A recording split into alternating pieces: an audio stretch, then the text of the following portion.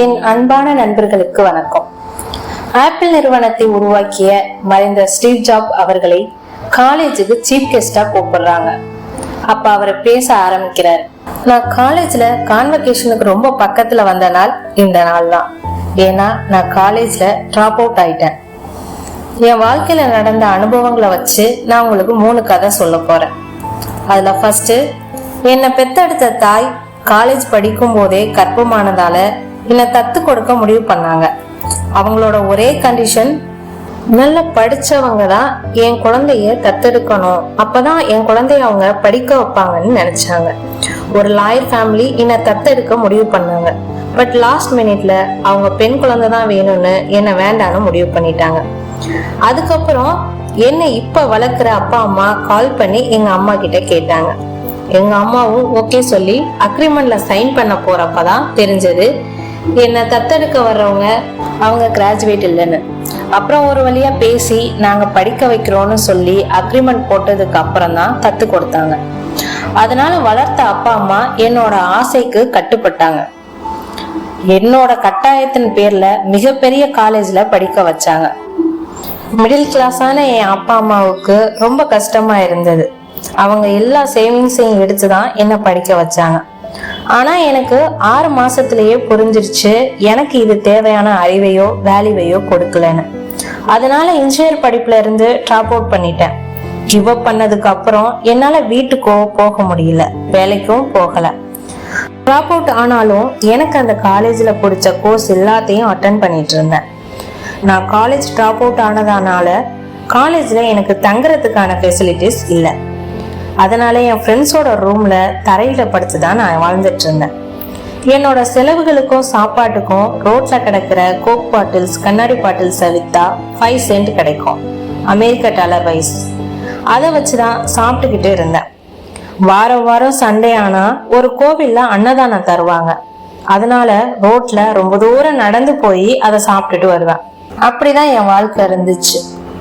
அப்படி இருந்த சூழ்நிலையிலும் என் மனசுக்குள்ள இருந்த கேள்வி எல்லாம் ஒண்ணுதான், எனக்கு பிடிச்சத நான் செய்யணும். இதனால வித்தியாசமா இருக்கக்கூடிய எல்லா கோர்ஸையும் நான் அட்டென்ட் பண்ணேன் அந்த காலேஜ்ல, ஃபீஸ் கொடுக்காம. உதாரணமா அமெரிக்காவிலேயே காஸ்ட்லியான கோர்ஸ் அப்படின்னா கேலியோகிராஃபி. கேலியோகிராஃபி அப்படின்னா அழகா வரையக்கூடிய, எழுதக்கூடிய, போஸ்டர்லாம் எப்படி எழுதணும்னு சொல்லி தரக்கூடிய ஒரு கோர்ஸ். அதுல பலவிதமான ஃபாண்ட்ஸ் சொல்லி தந்தாங்க. கேப் எவ்வளோ இருக்கணும், சைஸ் எவ்வளோ இருக்கணும், அதோட லிஸ்ட் எப்படி இருக்கணும், இப்படி நிறைய அழகு சம்பந்தப்பட்ட, டிசைன் சம்பந்தப்பட்ட, ஹேண்ட் ரைட்டிங் சம்பந்தப்பட்ட எல்லாமே சொல்லி தந்தாங்க. அதனால நான் ரொம்ப ஆர்வமா கத்துக்கிட்டேன். ஆனா சத்தியமா எனக்கு தெரியாது அன்னைக்கு இதனால எனக்கு என்ன யூஸ்ன்னு. ஆனா 10 வருஷத்துக்கு அப்புறம் ஆப்பிள் நிறுவனத்துல எப்ப நான் கம்ப்யூட்டர் மேக்கின்டோஸ் உருவாக்கிட்டு இருந்தனோ அப்போதான் 10 வருஷத்துக்கு முன்னாடி படிச்ச கேலியோகிராஃபி நாலேஜ் எல்லாம் யூஸ் ஆனிச்சு. கம்ப்யூட்டர்ல ரொம்ப அழகா பலவிதமான ஃபாண்ட்ஸ், ஸ்பேஸ் எல்லாமே உருவாக்க முடிஞ்சது.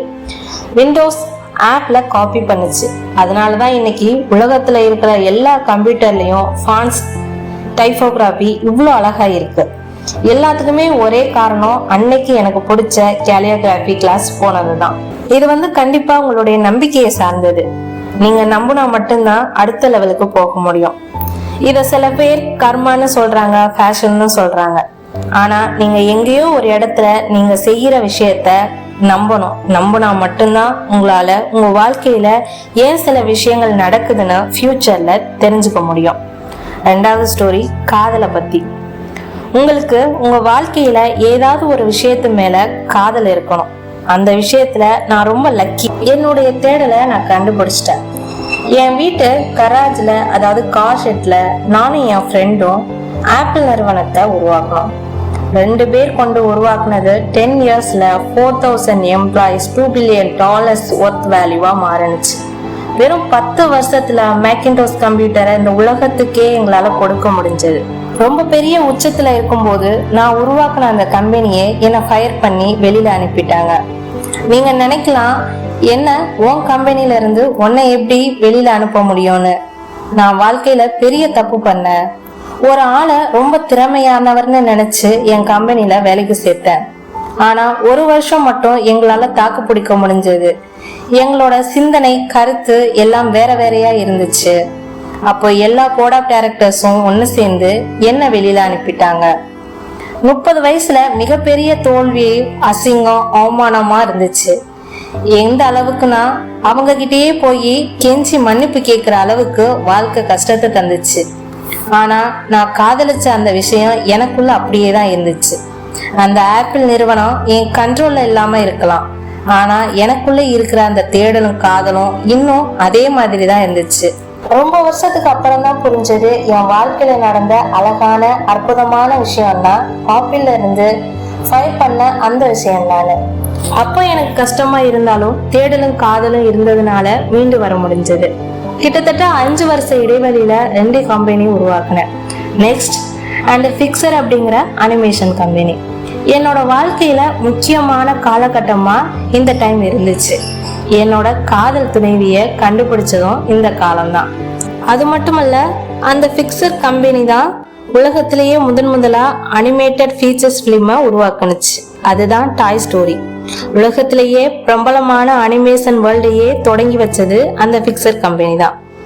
அதுக்கப்புறம் ஆப்பிள் கம்பெனியை ஃபிக்சரை வாங்கினுச்சு. நான் மறுபடியும் திரும்பி ஆப்பிள் கம்பெனிக்கே போயிட்டேன். வழி நம்ம வாழ்க்கையில மிகப்பெரிய கஷ்டத்தை தந்தாலும் அதுல இருந்து வரக்கூடிய இம்பாக்ட் வாழ்க்கையை ரொம்ப அழகாகவும் மாற்றும். அதனால வாழ்க்கையில என்ன நடந்தாலும் தேடலையும் காதலையும் விடவே விடாதீங்க. நம்ம வாழ்க்கையில மிகப்பெரிய அங்கமா இருக்கிறது நாம செய்யற வேலை தான். அது நமக்கு பிடிச்சி இருக்கணும். காதல் வரும் வரை தேடிக்கொண்டே இருங்க. 3வது ஸ்டோரி மரணத்தை பத்தினது. எனக்கு 17 வயசு இருக்கும். அப்ப நான் ஒரு லைன் படிச்சேன், மரணத்தை நினைத்தால் வாழ்க்கை தெளிவாகும் அப்படின்னு. அது என்ன ரொம்ப ஆழமா பாதிச்சது. அதே மாதிரி கடந்த 33 வருஷமா டெய்லியும் நான் எழுந்ததும் கண்ணாடியை பார்த்து நானே கேட்பேன், இன்னைக்கு நீ சாக போற, இன்னைக்கு நீ பண்ண வேண்டிய எல்லா வேலையும் சரியா பண்ணுவியான்னு கேட்பேன். பெரும்பாலும் என்னுடைய பதில் இல்லைன்னு தான் இருந்தது. இந்த கேள்வி என்னுடைய வாழ்க்கைய ஆழமா உருவாக்குனுச்சு. ஏன்னா மரணம் வரும்போதுதான் நமக்கு வேற எதுவுமே முக்கியமா படல. என்னுடைய பேரு, புகழ், கௌரவம், திமிரு எல்லாமே மரணத்துக்கு முன்னாடி உடைஞ்சு போச்சு. 1 வருஷத்துக்கு முன்னாடி நான் ஸ்கேன் பண்ண போனப்ப டாக்டர் சொன்னாங்க, என்னோட பேன்கிரியாஸ்ல டியூமர் இருக்குன்னு. 3 to 6 மாசத்துல சாக போறேன்னு சொல்றாங்க. அதுவரை எனக்கு பேன்கிரியாஸ்னு ஒண்ணு இருக்குன்னே எனக்கு தெரியாது. டாக்டர் சொல்றாங்க, நீங்க போய் ஃபேமிலி, சொந்த பந்தம், நண்பர்கள் கூட டைம் ஸ்பெண்டுங்கன்னு. அதுக்கு என்ன அர்த்தம்னா சாக ரெடியா இருன்னு அர்த்தம். நானும் கஷ்டத்தோட ஹாஸ்பிட்டல்ல இருந்து வீட்டுக்கு போறேன். என் குழந்தைகளோட 10 வருஷம் 20 வருஷம் இருக்க போறேன்னு நினைச்சு என்னென்னவோ பிளான் பண்ணி யோசிச்சு வச்சிருக்கும் போது திடீர்னு நான் சாக போறேன்னு சொல்றாங்க. மொத்த வாழ்க்கையும் கேள்விக்குறியா மாறிடுச்சு. ஈவினிங் என் மனைவி ஹாஸ்பிட்டல் கூட்டிட்டு போறாங்க. எண்டோஸ்கோபி பண்ணி பேன்கிரியாஸை குத்தி அதுல இருந்து ஒரு செல்லை எடுத்து ரிசர்ச் பண்றாங்க. அப்போ நான் மயக்கத்துல இருந்தேன். என் ஒய்ஃப் சொன்னாங்க, அதை ரிசர்ச் பண்ண டாக்டர்ஸ் மைக்ரோஸ்கோபி வழியா பார்த்தப்ப அழுதுட்டாங்களாம். ரிசர்ச் பண்ணதுக்கு அப்புறம் இது ரொம்ப ரேர் அண்ட் காம்ப்ளிகேஷன், சர்ஜரி பண்ணா காப்பாற்ற முடியும்னு சொல்றாங்க. எனக்கு சர்ஜரி பண்ணாங்க. நான் இப்போ நல்லா இருக்கேன். இதுதான் என் மரணத்தோட க்ளோஸ் என்கவுண்டர். இந்த அனுபவத்தினால என்னால ஒண்ணு மட்டும் சொல்ல முடியும், எல்லோருமே சாக போறோம் தான். ஆனா சொர்க்கத்துக்கு போகணும்னு ஆசைப்படுறவங்க கூட சாக ரெடியா இல்ல. இன்னைக்கு நீங்க எல்லாருமே எங்க இருக்கலாம், ஆனா ஒரு நாள் எல்லாருக்குமே வயசாகும். அன்னைக்கு உங்களை வழி அனுப்பி வச்சுட்டு புதுசா வர்ற இளைஞர்களை உள்ள கொண்டு வரும் வாழ்க்கை. காலம் ரொம்ப கம்மியா இருக்கு. சோ உங்க வாழ்க்கைய நீங்க வாழுங்க. உங்களுக்கு பிடிச்சத தேடி செய்யுங்க. Do what you love. Stay hungry. எப்போதுமே தேடலுங்கிற பசியோட இருங்க. Stay foolish. கொஞ்சம் முட்டாளவும் இருங்க. ஏன்னா இந்த உலகம் இப்படி இரு அப்படி இருன்னு யாரோ ஒருத்தருக்காக வாழ வைக்குது. அதனால உங்களுக்கு பிடிச்ச மாதிரி வாழுங்க. அதுக்கு கொஞ்சம் முட்டாளா இருந்தா கூட பரவாயில்ல. Stay hungry, stay foolish. இந்த வீடியோ உங்களுக்கு பிடிச்சிருந்தா லைக் பண்ணுங்க, ஷேர் பண்ணுங்க, கமெண்ட் பண்ணுங்க, சப்ஸ்கிரைப் பண்ணுங்க. நான் உங்கள் இலக்கியா வெங்கட்.